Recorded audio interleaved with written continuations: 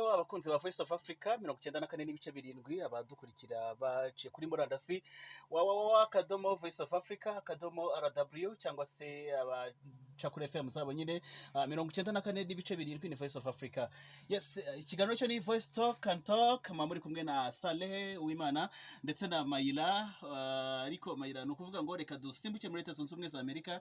Ntabwo Amerika yabwiye rero ko yabwiwe ko imbaraga iri gukoresha hirwanya OMS n'Ubushinwa izakoreshwa mu guhagarika coronavirus. Ubushinwa rero bwanenze uburyo Leta Zunze Ubumwe za Amerika zikomeje gukoresha imbaraga nyinshi mu gusebya ishami ry'umuryango w'abibumbye wita ku buzima OMS, nyamara zakabaye zifashishwa mu guhangana n'ikwirakwira ry'icyorezo cya coronavirus. Perezida rero wa Amerika Donald Trump uherutse kwandikira ubuyobozi wa OMS Tedros musaba kwitandukanya n'Ubushinwa bitarenze iminsi 30 cyangwa bagafatira inkunga icyo gihugu cyageneraga OMS. Trump ashinja ubuyobozi bwa Tedros kuba igikoresho cy'Ubushinwa mu guhishira imibare n'ubukana bwa coronavirus kugeza ubwo icyorezo gikwiriye mu isi. Umuvugizi rero wa Minisiteri y'Ububanyi n'Amahanga mu Bushinwa Lijian Zhao yamaganye ibirego bya Trump avuga ko imbaraga akoresha asebya OMS n'Ubushinwa zakabaye zifashishwa mu guhashya icyorezo. Ati kubijyanye n'ibaruwa ya Perezida Donald Trump kuri Dr. Tedros, dutekereza ko Amerika yakabaye ihangana na coronavirus aho gutanga gasopo n'integuza ku muryango uri ku isonga mu guhangana n'icyo cyorezo. Lijian Zhao yavuze ko Amerika iri kugerageza kwivanaho umugayo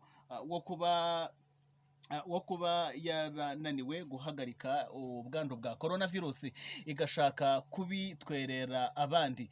Ati ibaruwa ya Amerika irimo akavuyo bagerageza kuyobya abantu bahindanya isura y'Ubushinwa no kwirukana ikinegu kubwo kunanirwa guhagarika ikwirakwira rya coronavirus muri Amerika. Ntacyo bimaze kugeza ubu Covid-19 iri gukwirakwira muri Amerika no mu tundi duce. Amerika ikwiriye kureka iyo mikino ahubwo igafatanya n'umuryango mpuzamahanga kurwanya coronavirus. Muri Amerika abantu basaga 1,500,000 bamaze kwandura coronavirus, mu gihe abasaga ibihumbi 92 bimaze kubahitana. Ubushinwa rero bwavuze ko bwishimira imbaraga zashyizwemo na OMS mu guhashya coronavirus, agasaba ibihugu byose guhuza imbaraga bikayitera inkunga y'ubushobozi. Ubushinwa hejuru y'inkunga ngarukamwaka butanga muri OMS bwatanze inkunga ya $50 z'amadolari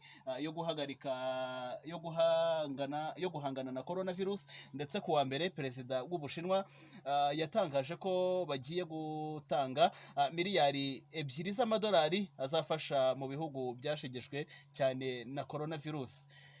Yes, nuko rero ngayo nguko niko muri iyi minsi byifashe. Mayira twakomeza n'andi makuru.